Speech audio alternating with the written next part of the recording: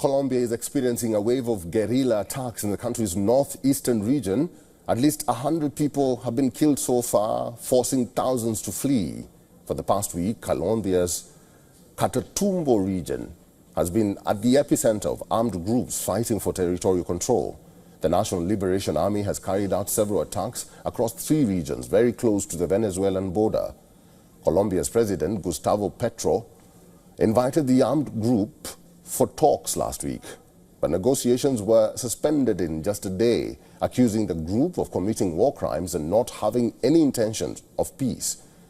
Now, on Tuesday, Gustavo declared a state of internal unrest and economic emergency in the mountainous region.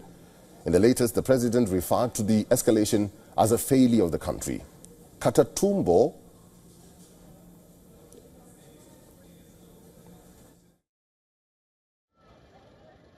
Pero la situación del Catatumbo es... But the situation in Catatumbo shows us where it is going. You also learn from failures, and this is a failure, the failure of the nation. I will try to say it in words that remain hypothetical, because we do not have all the information. Many Colombians have fled the region of Tibu and crossed over into Venezuela, given its proximity to the border.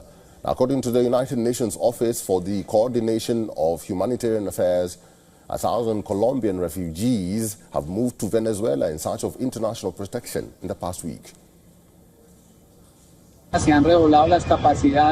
We have redoubled our capabilities in terms of personnel, technology and resources in order to be able to address this serious situation that is occurring, with the protection of the civilian population and the development of offensive operations to affect the groups at the margins of law that commit crimes here in the region.